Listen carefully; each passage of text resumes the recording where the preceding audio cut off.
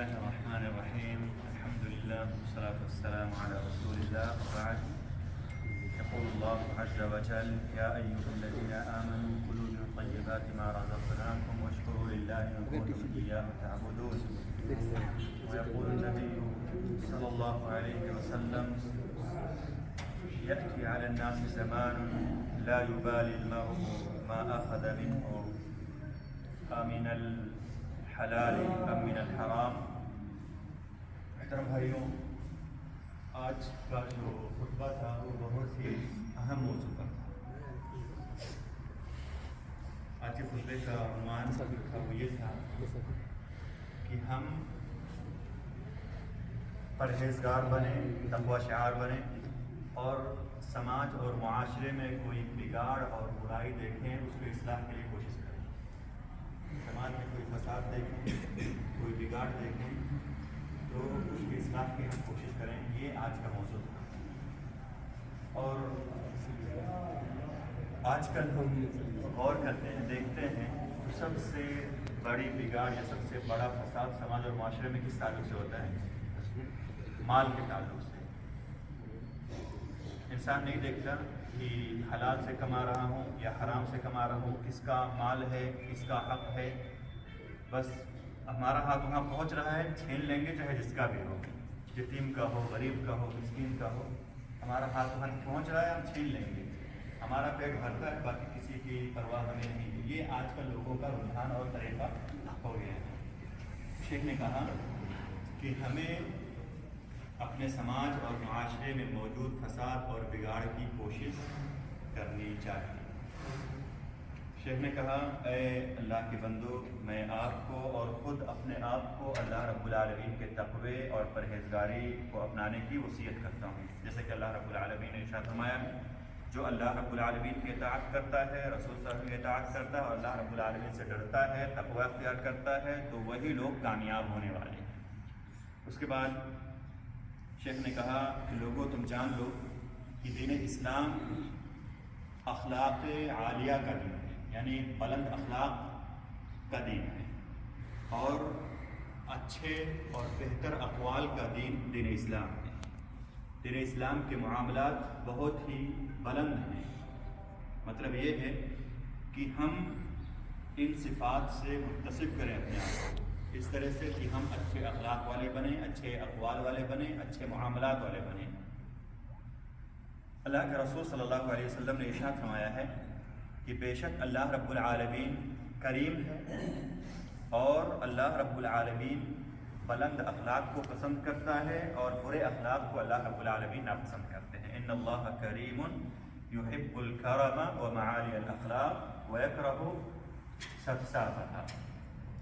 میرے بھائیوں، شیخ نے پھر آگے کہا کہ جو بلند اخلاق اسلام کے ہیں ان میں سے ایک اخلاق یہ ہے کہ ہم اپنے آپ کو متقی بنائیں، پرہیزگار بنائیں۔ اور پرہیزگاری کا کیا مطلب ہے؟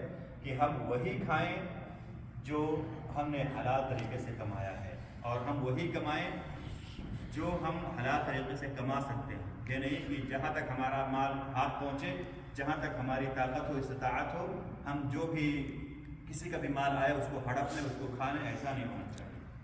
اس کے بعد میرے بھائیوں، شیخ نے ہمیں عفت اور نزاہت پر جو ہے ابھارا اور کہا کہ یہ اہل ایمان اور مومنوں کے آداب میں سے ایک ادب ہے۔ اور شیخ نے کہا کہ اگر ہم نزاہت، عفت اور پرہیزگاری کو اپنائیں گے تو میرے بھائیوں یہ ہمارے لیے جو ہے بہت بڑی صفت ہوگی، اور ہمارے اندر اس طرح سے ایک بہت بڑا ادب اور بہت بڑا اچھا اخلاق ہمارے اندر جو ہے پیدا ہوگا۔ اور پھر میرے بھائیوں، شیخ نے کہا کہ اگر ہم ان آداب کو اپنائیں گے، ہم عفت کو، نزاہت کو یعنی پرہیزگاری کو اپنائیں گے، تو گویا ہم نے بلند اخلاق کو اپنا لیا، اور برے اخلاق سے ہم اس طرح سے دور ہو جائیں گے۔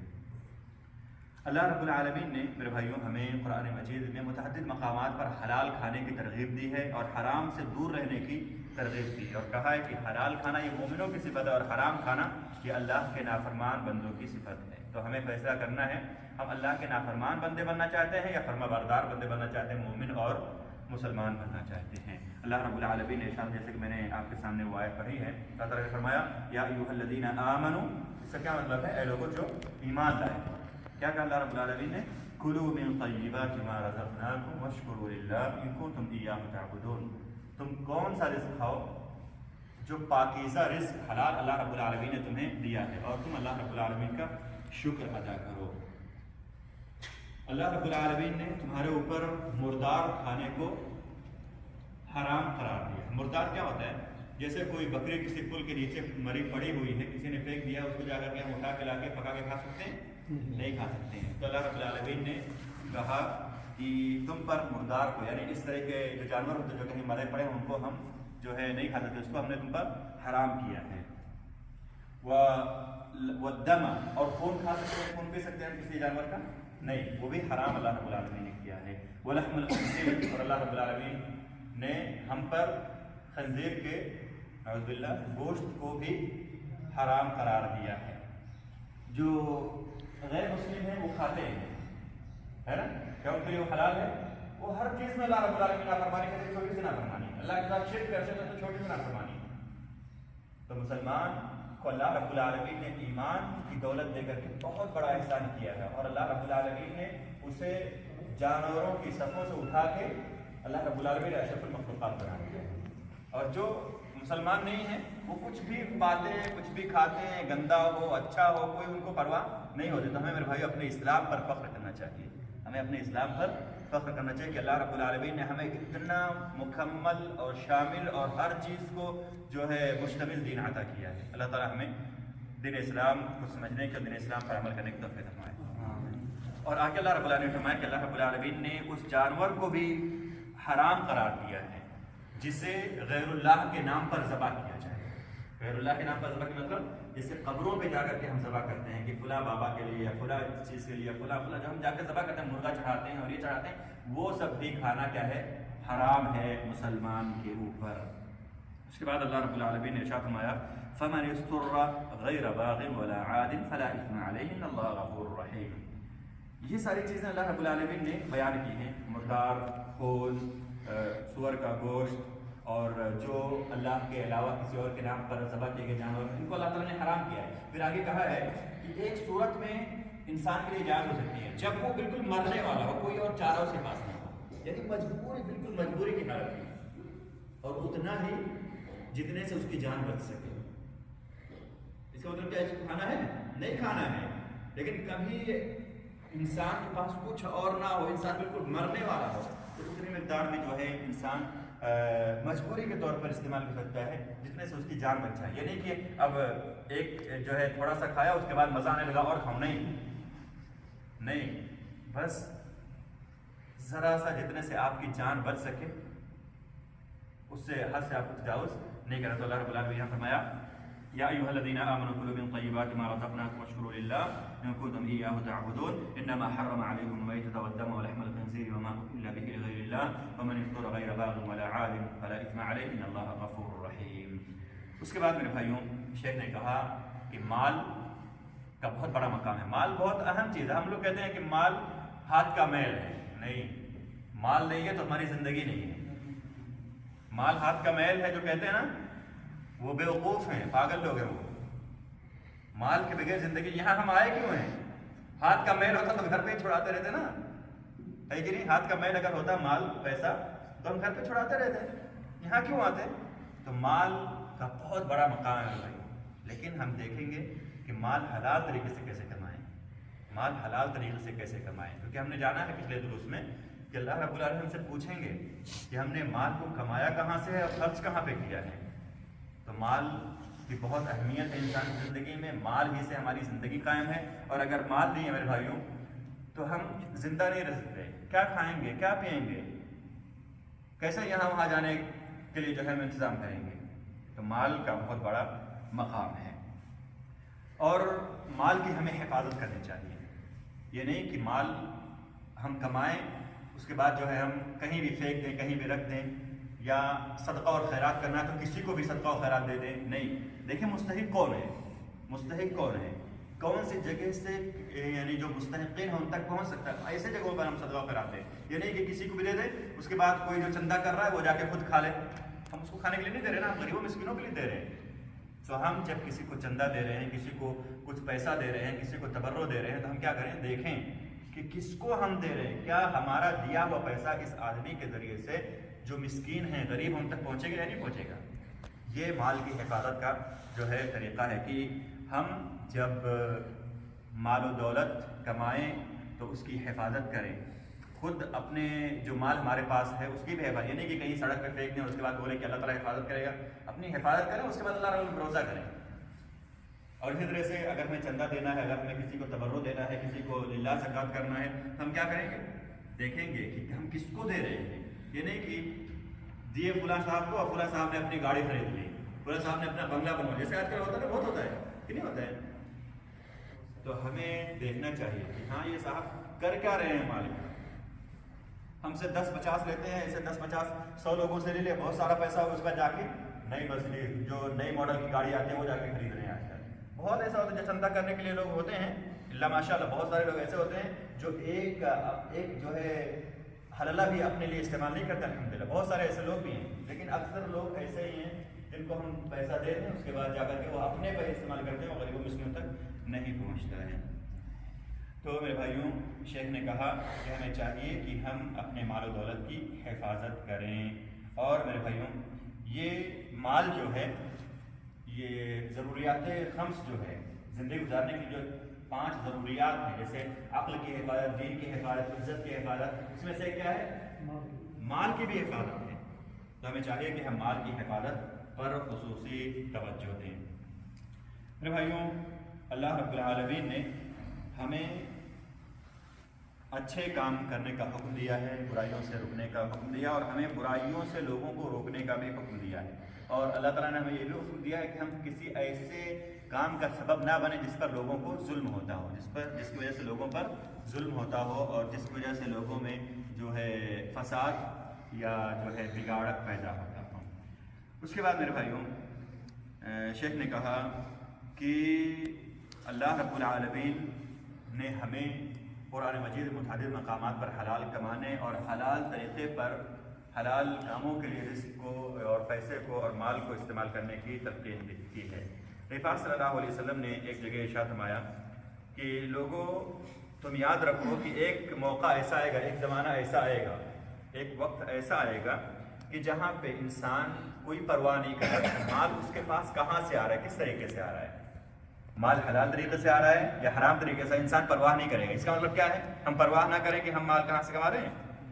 نہیں، آپ صلی اللہ علیہ وسلم نے بتایا کہ لوگ ایسا کریں گے. اور آج ہم دیکھیں اپنے معاشرے اور سماج کے اندر کتنے لوگ ہیں جو اس کا اہتمام کرتے ہیں کہ ہم مال حلال طریقے سے کمائیں گے، حرام طریقے سے نہیں کمائیں گے. تو میرے بھائیوں، ہمیں چاہیے کہ ہم حلال طریقے سے مال کو کمائیں اور حرام طریقے سے بچیں. نبی پاک صلی اللہ علیہ وسلم نے ہمیں منع کیا. نبی پاک صلی اللہ علیہ وسلم نے ایک مرتبہ یہ بھی فرمایا تھا کہ لوگوں، میں تم پر فقیری اور بھوکمری سے نہیں ڈرتا ہوں، میں تو اس لیے اس سلسلے میں ڈرتا ہوں تمہارے اوپر کہ تم دنیا کو جو ہے حلال اور حرام طریقے کو اپنائے بغیر، یعنی حلال اور حرام طریقے میں فرق کیے بغیر تم دنیا کو کمانے کے لیے لگ جاؤ گے. اس کا مجھے جو ہے تم پر خوف ہے. تم پر یہ فکر نہیں ہے کہ تم بھوکے مرو گے یا تم پر جو ہے فقیری سے جو ہے پریشان ہونا پڑے گا.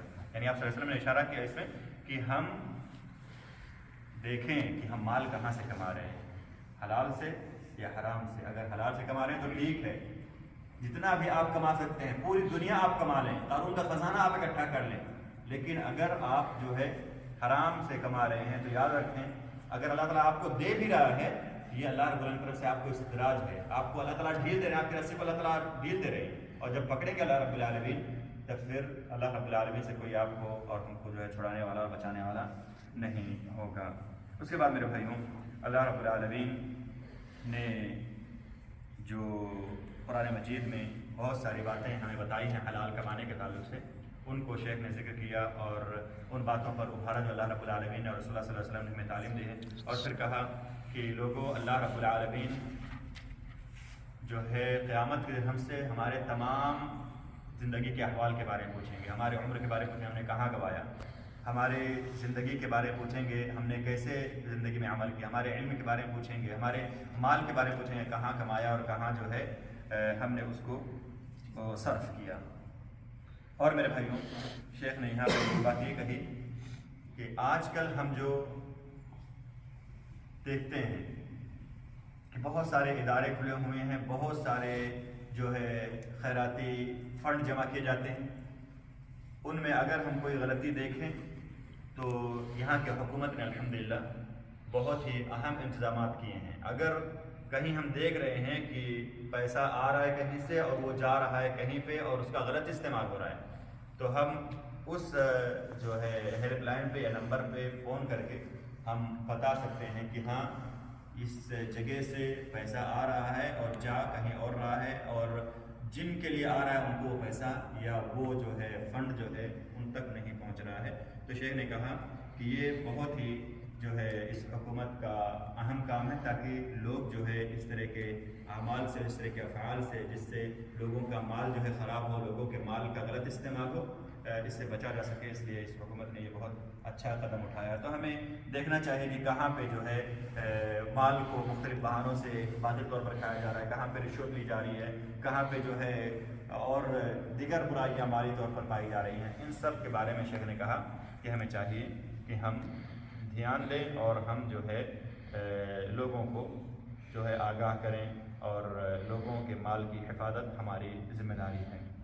اس کے بعد میرے بھائیوں، شیخ محترم نے اللہ رب العالمین کے تقوی پر ہمیں ابھارا اور کہا کہ ہم تمام اعمال میں، تمام افعال میں، تمام اقوال میں ہم اللہ رب العالمین سے ڈرتے رہیں، اور ہمیں شیخ محترم نے کہا کہ ہم چاہے تھوڑا مال ہو جس کو ہم دیکھ رہے ہیں کہ اس کو غلط استعمال میں لایا جا رہا ہے، یا زیادہ مال ہو جس کو ہم دیکھ رہے ہیں کہ اس کو غلط استعمال میں لایا جا رہا ہے، غلط جگہ پہ صرف کیا جا رہا ہے، ہمیں چاہیے کہ ہم ہر طرح کے معاملات میں اپنے آپ کو ہوشیار رکھیں، اور جب ہم اس طرح سے کہیں بات دیکھیں تو ہم میرے بھائیوں اس کو جو نمبرات ہیں، جو ہیلپ لائن ہیں، جس کو نزاہا کے نام سے جانا ہے، نزاہا ایک بہت بڑا جو ہے پلیٹ فارم بنا ہوا ہے کہ اگر ہم دیکھیں کہیں جو ہے غلط استعمال ہو رہا ہے، کسی مال کا، کسی فنڈ کا، مسلمانوں کے پیسوں کا غلط استعمال کیا جا رہا ہے، تو اس پر ہم فون کر کے کہہ سکتے ہیں، اور آپ کے کسی بھی آئیڈینٹی کو وہاں پہ جو ہے ظاہر نہیں کیا جائے گا۔ آپ فون کریں گے، بات آپ کی لے لی جائے گی، لیکن آپ کو نہیں بتایا کہ فلاں نے کیا ہے، ان تک بات پہنچ جائے گی، پھر اس کے بعد جو ہے